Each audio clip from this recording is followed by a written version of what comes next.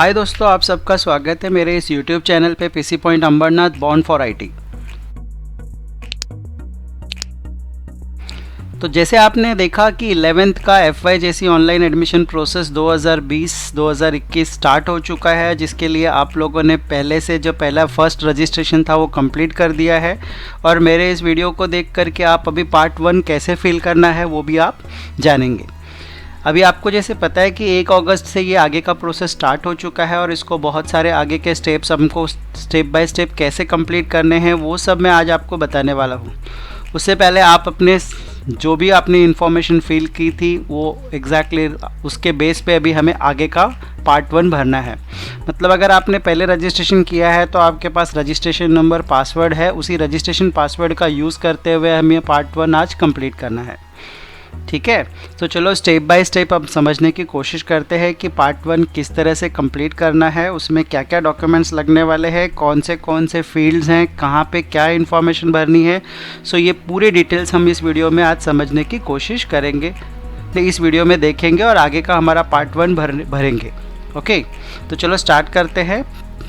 FYJC या 11th online admission process 2020-21 part 1। ठीक है, देखते हैं हमारी ऑनलाइन जो हमारी वेबसाइट है उसके ऊपर अब हम आ गए हैं। हम मुंबई रीजन से MMRD रीजन से हम भर रहे हैं, MMR रीजन से स्पेशली इसके लिए मैंने ये जो वेबसाइट ओपन की है। वैसे आप सबको पता है कि उसकी जो ऑफिशियल वेबसाइट पे जब हम जाते हैं तो इस तरह का ये ऑफिशियल वेबसाइट ओपन हो जाती है। और अभी मैंने मेरा जो फॉर्म है मुंबई रीजन से मैं भर रहा हूँ, इसलिए मैं मुंबई रीजन पे जाता हूँ। आप जैसे यहाँ पे अलग अलग रीजन दिए हुए हैं, मुंबई, पुणे, नागपुर, नासिक, औरंगाबाद और अमरावती। और आपको यहाँ पे इस पूरी तरह से डिटेल्स में आपको देखने को मिल जाएगा कि अगर आपको कुछ प्रॉब्लम्स है तो आप यहाँ पे ईमेल कर सकते हो, कांटेक्ट भी कर सकते हो अगर आपको कुछ क्वेरीज़ है उसके अंदर में। तो चलो ठीक है, अभी हम लोग पार्ट 1 भरने का जो शेड्यूल एज़ पर उनके डेट के हिसाब से 1 अगस्त से स्टार्ट हो चुका है। अभी हम उसको आगे का स्टेप कंप्लीट करेंगे। मैं मुंबई रीजन पे क्लिक करता हूँ। मुंबई रीजन पे क्लिक करने के बाद जैसे मैंने पहले से रजिस्ट्रेशन किया हुआ है इसलिए मेरे पास पहले से लॉगिन आईडी और पासवर्ड है जो मुझे यहाँ पे यूज़ करना है। आपके पास भी लॉगिन आईडी पासवर्ड होगा जिसको आपने क्या किया है, रजिस्ट्रेशन करने के बाद जो आपको मिला था उसको आपने सेव कर लिया होगा। अब आपको क्या करना है, उस रजिस्ट्रेशन आई और पासवर्ड का यूज़ करते हुए हमें आगे का पार्ट 1 भरना है। यहाँ पे आप देख सकते हो कि 11th रिवाइज्ड शेड्यूल है जो दिया गया है कि जिसमें कहा गया है कि 1 अगस्त से अपना ये प्रोसेस स्टार्ट हो चुका है। तो अभी हम आगे का ये प्रोसेस अभी कंप्लीट करने जा रहे हैं। मैंने यहाँ पे लॉगिन आईडी और पासवर्ड डाला। पासवर्ड और लॉगिन आईडी डालने के बाद ये मेरा स्क्रीन आ चुका है जो मुझे बता रहा है कि मुझे पार्ट 1 का जो प्रोसेस है वो अभी करना है, जो कि पूरी तरह से अभी क्या है वो इनकम्प्लीट है। राइट, सो अभी मैंने क्या किया, जैसे ही यहाँ पे मैं लॉगिन होता हूँ ये सबसे फर्स्ट स्क्रीन आता है, मुझे मेरा नाम दिख जाता है कि यहाँ पे कौन सा एग्जैक्टली कैंडिडेट है जिसका लॉगिन आईडी क्या है, उसका पूरा आप ये वेरीफाई कर लो और अभी आगे जाने के लिए अभी आप स्टार्ट हो जाओ। तो सबसे पहले हम क्या करेंगे, इस एप्लीकेशन फॉर्म पे क्लिक करेंगे। जो सबसे फर्स्ट पार्ट है दैट इज़ रजिस्ट्रेशन डिटेल्स। हम क्रॉस चेक कर रहे हैं कि ये सब हमने जो भरा था वो राइट है, उसके हिसाब से हमें आगे का प्रोसेस कंप्लीट करना है। सो ये वाला जो रजिस्ट्रेशन डिटेल्स है वो पहले से हमारे सामने अवेलेबल है। अभी हम इसको सेव करके उसके आगे वाले डिटेल्स पे, आगे वाले पेज पे चलेंगे। अब वो हमें एक एक करके सारी डिटेल्स, अच्छा बहुत ज़रूरी है दोस्तों कि आप जो भी स्टूडेंट्स आप फॉर्म भरोगे उसमें पूरी प्रॉपर डिटेल्स एकदम करेक्ट भरना, किसी प्रकार की कोई गलती ना हो, इसका पूरा ध्यान रखना।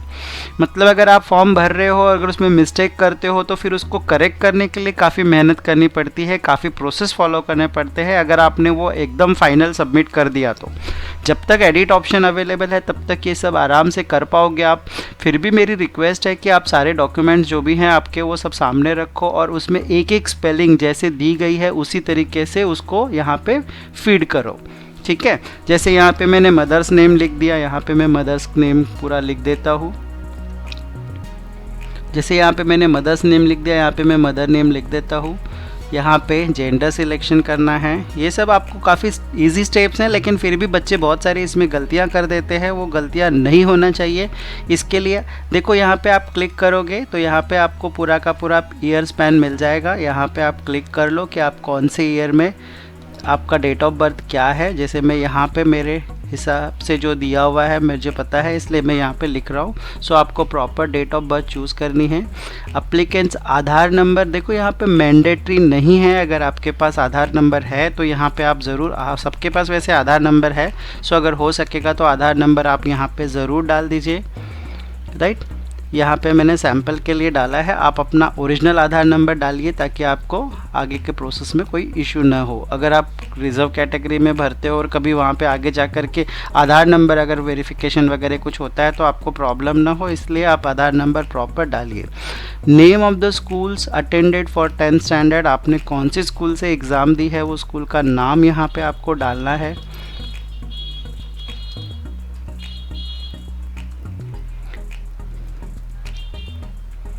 ओके, सो यहाँ पे आपका स्कूल का नाम आ जाएगा। यहाँ पे स्कूल इंडेक्स नंबर, अब ये स्कूल इंडेक्स नंबर क्या है, कुछ बच्चों को अभी मार्कशीट मिली नहीं है तो शायद उनको रहेगा कि अभी इंडेक्स नंबर क्या लिखूँ, मुझे तो नहीं पता, पर चलो ठीक है, मैं आपको दिखाने की कोशिश करता हूँ कि अगर आपके हाथ में जब मार्कशीट आ जाएगी तो आपको यहाँ पे इंडेक्स नंबर कौन सा भरना होता है। ठीक है, सो यहाँ पे ये हमारा मार्कशीट है।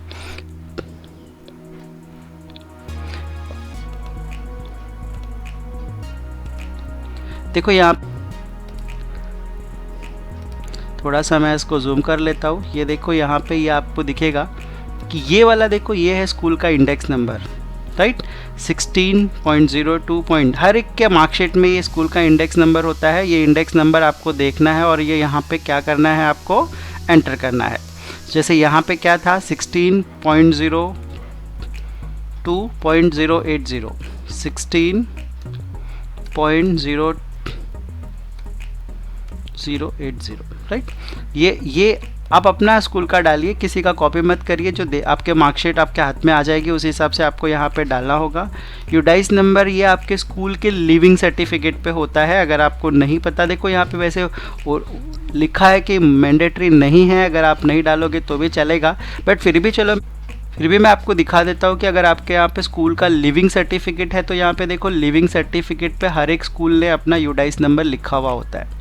आप देख लो, यहाँ पे आपको समझाने के लिए मैं यहाँ पे दिखा देता हूँ। ये देखो ये स्कूल का यूडाइस नंबर है, तो यहाँ पे ये नंबर आपको वहाँ पे डालना होगा। अगर आपके पास नहीं है, वहाँ पे मैंडेटरी नहीं बोल रहा है, तो ज़रूरी नहीं है आप डालो, अगर है तो ज़रूर आप वहाँ पे इंटर कर दीजिए।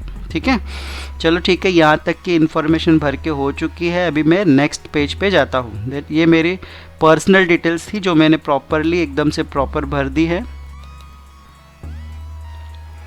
नेक्स्ट एड्रेस डिटेल्स आएगी, आपका घर का एड्रेस जो है, आपका पूरा रेसिडेंशियल एड्रेस आप लिख दो प्रॉपरली।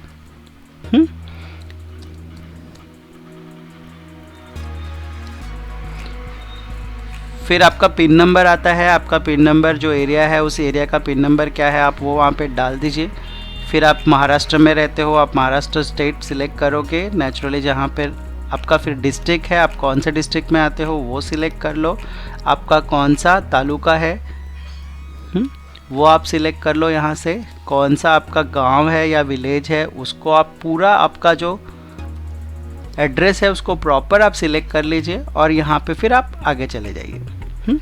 यहाँ पे आपका जो मोबाइल नंबर आपने पहले डाल के रखा था वो मोबाइल नंबर अपने आप ही दिखेगा, लेकिन अगर आपको लगता है कि यहाँ पे नंबर 2 भी डालना है तो आप यहाँ पे नंबर 2 भी डाल सकते हो, मतलब मोबाइल नंबर 2। बट ये मैंडेटरी नहीं है। देखो जहाँ जहाँ पे ये स्टार मार्क होता है वो सब मैंडेटरी होता है, वो कंपलसरी है, आपको डालना ही होगा। लेकिन अगर आपके यहाँ पे अगर स्टार मार्क नहीं है तो आप मोबाइल नंबर एक सिंगल मोबाइल नंबर भी रख सकते हो। अगर आपके घर में कोई लैंडलाइन नंबर है तो आप लैंडलाइन नंबर भी यूज़ कर सकते हो, और ईमेल आईडी आपने जो लास्ट टाइम दिया था वो यहाँ पे हाईलाइट हो रहा है। सो इस तरीके से मैंने यहाँ पे एड्रेस वाला जो कॉलम है मैंने कंप्लीट कर लिया, और मैं भी इसको सेव करके आगे वाले पेज पे जाता हूँ, that is save and next page पे क्लिक करके। ओके, जैसे हम लोग अभी नेक्स्ट पेज पे आ चुके हैं और यहाँ पे हमें category and reservation details fill करनी है। मतलब कैटेगरी मतलब मैं जनरल कैटेगरी में आता हूँ, मेरा रिजर्वेशन है, या मतलब मैं कास्ट में आता हूँ या मैं ओपन में आता हूँ, ये हमें यहाँ पे पूरा डिटेल्स में फिल करना है। जो दोस्तों आप ये सारी डिटेल्स है ना बहुत अच्छी तरह से केयरफुली भरिए, किसी प्रकार का कोई इसमें मतलब मिस्टेक ना करें, क्योंकि कोई भी फॉर्म कहीं पे भी फिलअप करने के टाइम पे जो गलतियाँ होती हैं उसको सुधारने में काफ़ी टाइम लग जाता है, काफ़ी परेशानियाँ होती है। सो आप सारी डिटेल, सारे सर्टिफिकेट सामने ले लीजिए और उसके हिसाब से ही आप क्या करिए, सारी इन्फॉर्मेशन फिलअप करिए। जैसे यहाँ पे सिलेक्ट यूर कैटेगरी है, जैसे आप कौन सी कास्ट में आते हो या एग्जैक्टली आप scheduled SC ST BJA NTB NTC NTD OBC SBC SEBC या फिर EWS मतलब इकोनॉमिकली बैकवर्ड वीकर सेक्शन, या फिर जनरल। जैसे अभी मैं यहाँ पे कोई कैटेगरी में नहीं आ रहा हूँ जैसे जनरली, तो मैं यहाँ पे जनरल ओपन कैटेगरी सिलेक्ट करूँगा। बट मैं फिर से बोल रहा हूँ कि आप जो कैटेगरी में आते हो उसके आप जो आपके पास डॉक्यूमेंट्स हैं वो आप सारे उसके हिसाब से आप देख करके ये फिलअप करें। फिर यहाँ पे अदर स्पेशल या रिजर्वेशन डिटेल्स हैं, जैसे कि कोई हैंडीकैप कैटेगरी में आता है क्या, तो समझो अगर आ रहा है तो यस। अर्थक्वेक या प्रोजेक्ट अफेक्टेड, सरकार के ऐसे बहुत सारे प्रोजेक्ट्स होते हैं, अगर आपके पास सर्टिफिकेट है, अगर कभी अर्थक्वेक हुआ या कोई प्रोजेक्ट था जिसकी वजह से आपको वहाँ से हटा के किसी दूसरे जगह पे शिफ्ट किया गया हो, इस तरह की अगर कैटेगरी में आप आते हो, येस और नो। अगर आप कहीं से दूसरे जगह से ट्रांसफ़र होकर के आए हो, कोई फ्रीडम फाइटर रहा है क्या आपके घर में, तो वो सारी डिटेल्स आपको क्रॉस चेक करते करते भरनी है, ठीक है। फिर यहाँ पे आपको दिख रहा है कोई एक्स सर्विसमैन अगर कोटे में अगर कोई फ़ायदा लेना चाहता है, जिसके फादर अगर कहीं पे मिलिट्री में थे, आर्मी में थे, एयरफोर्स में थे, और अगर वो एक्स सर्विसमैन कैटेगरी में आते हैं तो उनको यहाँ पे यस सिलेक्ट करना है। लेकिन चलो ठीक है, मेरे तरफ से तो कुछ नहीं है।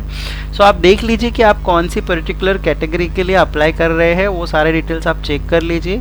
Applicant belongs to sports category, अगर कोई स्पोर्ट्स का सर्टिफिकेशन अगर कुछ आपके पास है, अगर उसमें अगर आप आ रहे हो तो यहाँ पे वो सिलेक्ट करो, राइट। यहाँ पे कोई ऑर्फनेज है या फिर जिसका कोई गवर्नमेंट से मिला हुआ अगर कोई उनको लेटर है, जिनका 1% अलग से कोटा है जो स्पेशली, अगर उसमें आप आते हो तो वो अगर आपके पास सर्टिफिकेट है तो वहाँ पे यस करो, नहीं तो आप नो करके आगे चले जाओ।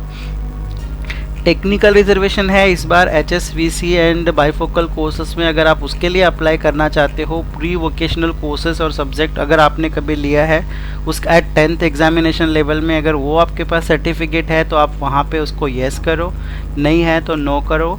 कोई अगर माइनॉरिटी कैटेगरी के लिए अगर आप आ रहे हो तो यहाँ पे माइनॉरिटी पे येस करो। माइनॉरिटी का एक अलग कोटा होता है हर एक स्कूल्स कॉलेजेस के अंदर में, अगर आप उसमें अप्लाई कर रहे हो तो आपको येस करना है, नहीं तो आप नो करके आगे चले जाइए। अगर आप जिस स्कूल में आप पढ़ रहे थे उसी में अगर जूनियर कॉलेज है, वहाँ पे ही अगर आप 11th में एडमिशन लेने में इंटरेस्टेड हो, मतलब मान लो कि अगर आपकी जो स्कूल है वो 12th तक है या वहाँ पे जूनियर कॉलेज भी है, और अगर सेम कॉलेज में आप कंटिन्यू करना चाहते हो, मतलब उसी स्कूल के जूनियर कॉलेज में अगर आप जाना चाहते हो तो आप यहाँ पे इन हाउस को येस करो, नहीं तो आप यहाँ पे नो करके आगे चले जाओ। सो दोस्तों यहाँ पे देखो आपने सब प्रॉपर सारी इन्फॉर्मेशन भरी है क्या, किसी भी प्रकार का अगर कोई प्रॉब्लम न हो, इसलिए सब क्रॉस चेक कर लो। सारे डिटेल्स अगर आपने प्रॉपर फिलअप की है तो फिलअप करने के बाद सेव एंड नेक्स्ट पे क्लिक करके आगे चले जाओ। ओके, सो अभी हम लोगों ने यहाँ पे कैटेगरी एंड रिजर्वेशन वाला पूरा भर दिया है। अभी हम लोग क्वालिफिकेशन डिटेल्स पे आ गए हैं, ठीक है। सो यहाँ पे हमने पासिंग स्टेटस क्या है हमारा, हम पास हैं 10th, राइट। सब्जेक्ट हमारा क्या है, is passed 10th standard with English, yes as a yes. Science subject yes हमने लिया ही है ऑलरेडी, हमारे इधर सब साइंस और इंग्लिश है ही, तो इसलिए हम लोग उसको यस करेंगे। टोटल मार्क्स आपको कितने मिले हैं, और आउट ऑफ 500 मतलब आपको बेस्ट 5 वाले जो मार्क्स हैं वो आप यहाँ पे कैलकुलेट करो और वो डाल दो, ठीक है। सो यहाँ पे हम क्या कर रहे हैं, यहाँ पे हमारे परसेंटेज देखेंगे कितने हैं, उसके हिसाब से हम लोग यहाँ पे परसेंटेज डालेंगे। ओके, सो यहाँ पे मैंने डाला 434 500 में से, फिर दिख रहा है यहाँ पे परसेंटेज आ चुके हैं, ऑटोमेटिकली परसेंटेज का कॉलम भर जाता है। सो यहाँ पे सेव एंड नेक्स्ट पे हम क्लिक करेंगे और आगे जाएंगे। फिर से मैं कह रहा हूँ ध्यान रखो, आपके बेस्ट ऑफ 500 मतलब बेस्ट ऑफ 5 में से आपके जो परसेंटेज है मतलब वही मार्क्स आप यहाँ पे डालिए और फिर आगे चलिए। देखिए नेक्स्ट अभी यहाँ पे आगे हैं हम लोग डॉक्यूमेंट वेरिफिकेशन डिटेल्स वाले कॉलम पे। यहाँ पे जो है सिलेक्ट करिए, स्कूल का डिटेल्स आ रहा है, यहाँ पे सेकेंडरी स्कूल का नाम ऑलरेडी आ चुका है, दिख रहा है। और फिर हम यहाँ पे आगे करेंगे। देख लीजिए आप, अगर यहाँ पे कोई प्रॉब्लम होगी तो आप यहाँ पे अभी पीछे चेक करने के लिए सारे ऑप्शंस हमारे पास ओपन है। हम उस फील्ड पे उस पर्टिकुलर कॉलम पे क्लिक करेंगे जहाँ पे हमें कुछ करेक्शन करना है। सो अभी तक मैंने जो इन्फॉर्मेशन भरी है वो एकदम परफेक्ट है, इसलिए मैं नेक्स्ट सेव एंड नेक्स्ट पे क्लिक करके आगे वाले ऑप्शन पे चले जाता हूँ। सो यहाँ पे देखो, यहाँ पे क्या कहा गया है, 10th का जो मार्कशीट है वो यहाँ पे मुझे अपलोड करने का ऑप्शन दिया गया है। मुझे यहाँ पे उसको अपलोड करना होगा। ये अपलोड करने के लिए ध्यान रखिए कि आप क्या कर सकते हो। अभी आप बोलोगे कि स्कैनर तो है नहीं हमारे पास, तो कैसे करें। आप एक अपने मोबाइल से अच्छा फ़ोटो निकालो, उसका क्लियर फ़ोटो निकालो। अगर अभी आपका मार्कशीट अगर आपने डाउनलोड कर लिया है तो नेचुरली नेट से आपने डाउनलोड कर लिया होगा, उसको एकदम क्लियर डाउनलोडेड फ़ोटो को आप क्या करो, उसको जेपीजी, जेपीईजी, पीएनजी, बीएमपी या फिर पीडीएफ अगर आपने डाउनलोडेड है तो आप वही भी डायरेक्टली अपलोड कर सकते हो। यहाँ पे आप क्लिक करो और यहाँ से सिलेक्शन कर लो आपकी कौन सी वाली फ़ाइल है जिसको आप अपलोड करना चाहते हो। जैसे मैं यहाँ पे मेरे पास पहले से स्कैन किया हुआ फाइल है, मैं यहाँ पे इसको सिलेक्ट करता हूँ और इसको मैं ओपन करके अपलोड कर देता हूँ। तो देखिए अभी दोस्तों अभी हम लोग यहाँ पे अपलोड रिक्वायरमेंट डॉक्यूमेंट वाले सेक्शन पे आ चुके हैं, जिसमें अपने को क्या करना था, यहाँ पे हमें 1 बाय 1 मतलब अपने को यहाँ पे फ़िलहाल एक ही मार्कशीट ही अपलोड करने को कहा गया है, 10th की मार्कशीट। हो सकता है अभी बहुत सारे बच्चे बोल रहे होंगे कि हमारे पास तो है नहीं, तो हम क्या करें, कहाँ से अपलोड करें। तो नेचुरली आप डाउनलोड जो आपका पीडीएफ फॉर्मेट है, बीएमपी, पीएनजी, जेपीजी या फिर जेपीजी, ये वाली फ़ाइल आपको क्या करनी है, डाउनलोड करनी है। और ज़रूरी है कि जो आपके जो डाउनलोडेड मार्कशीट का जो साइज़ है वो 1 MB से ज़्यादा नहीं होना चाहिए। अगर समझो यहाँ पे 1 MB से ज़्यादा है तो मैं आपको एक टिप दे देता हूँ। यहाँ पे हम क्या कर सकते हैं, उस डाउनलोडेड फाइल का साइज़ कम कर सकते हैं। उसके लिए हम पेंट ब्रश यूज़ कर सकते हैं। काफ़ी सिंपल है। आप पेंट ब्रश ओपन करो, पेंट ब्रश के अंदर सपोज़ करो कि ये मेरी फ़ाइल है जिसको मैं यहाँ पे ओपन कर रहा हूँ।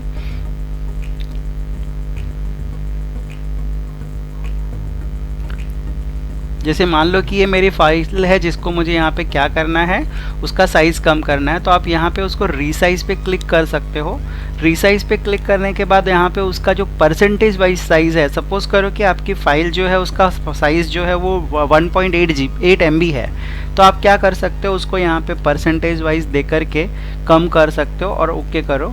तो इसका जो फाइल का जो साइज़ होता है वो कम हो जाता है, उसका जो मैक्सिमम जो उसका जो ज़्यादा से ज़्यादा साइज़ था वो थोड़ा रिड्यूस हो चुका है। और अभी आप इसको रीसेव कर लो, मतलब सेव एज करके उसको एक न्यू फॉर्मेट में चले जाओ। मतलब ये जो फाइल आपने पहले से सेव करके रखी थी उसका साइज़ बड़ा था, इसके लिए आप इसको क्या करो, सिंपली उसको पेंट ब्रश में ओपन करो और रीसाइज बटन पे क्लिक करके उसका साइज़ यहाँ पे जो परसेंटेज वाइज है उसका आप कम कर लो। उसकी क्वालिटी में कोई फ़र्क नहीं आता है, बस उसकी साइज़ जो है वो कम हो जाती है। ओके, सो इस तरह से अभी मैंने मेरी फ़ाइल यहाँ पे अपलोड कर दी है। और तो इस तरह से अभी हमारी मार्कशीट अपलोड हो चुकी है। अभी हम देख लेते हैं हमारी मार्कशीट अपलोड हुई है या नहीं। ओके, इस तरह से हम वेरीफाई कर सकते हैं कि हमने हमारे मार्कशीट को अपलोड कर दिया है। ठीक है, सेव एंड नेक्स्ट पे क्लिक करेंगे और हम अभी आगे के पेज। सो यहाँ पे देखो अभी हम लोग सेव एंड नेक्स्ट पेज पे आ चुके हैं। अभी हमें यहाँ पे एप्लीकेशन फॉर्म कंप्लीट करने के लिए एडमिशन प्रोसेसिंग फ़ी भरनी है। सो यहाँ पे देखो, ये भरने से पहले ये बहुत ज़्यादा ज़रूरी है कि हम सारी डिटेल्स को क्रॉस चेक कर ले। किसी भी प्रकार का कोई मिस्टेक अभी तक हमने नहीं किया है, वो मार्क्स में हो या फिर वो हमारे रिजर्वेशन कैटेगरी में हो, हमारे फ़ोन नंबर में, ईमेल में, एड्रेस में, किसी भी प्रकार की कोई मिस्टेक नहीं है। ये हम लोग वेरीफाई कर लेते हैं और वेरीफाई करने के बाद ये हमारा फ़ीस पेमेंट वाला जो प्रोसेस है वो हमें कंप्लीट करना है। सो यहाँ पे दिखा रहा है कि ये एप्लीकेशन नंबर ये है हमारा। अगर मैं एक चीज़ बताना चाहता हूँ, अगर अभी आप में कुछ मिस्टेक की है तो लॉक एप्लीकेशन फॉर्म से पहले आपको ये सब कंप्लीट करना ज़रूरी है। एक बार आपने सोच लिया कि अभी हम सवारे सब क्रॉस चेक करके हो चुका है, अभी कोई प्रॉब्लम है नहीं, सो हम लोग यहाँ पे ऑनलाइन मोड के थ्रू जा कर के उसको पेमेंट करेंगे। तो आप ये पेमेंट फिर हो जाएगा। इस तरह से आप पे करने के बाद में यहाँ पे आप लॉक एप्लीकेशन फॉर्म पे चले जाइए और अपने फॉर्म को लॉक कर दीजिए। मतलब अगर आपने अपने पूरे प्रोसेस कंप्लीट कर दी है यहाँ तक भरने की, तो आपको यहाँ पे क्या करना है, लॉक करना है। और यहाँ पे फिर अभी आपका ये फर्स्ट पार्ट नंबर मतलब फॉर्म पार्ट 1 मतलब 11th का ऑनलाइन एडमिशन प्रोसेस 2020 के लिए अभी तक आपने पार्ट 1 अभी कंप्लीट कर दिया है, ताकि अभी आपको नेक्स्ट पार्ट के लिए अभी वेट करना पड़ेगा।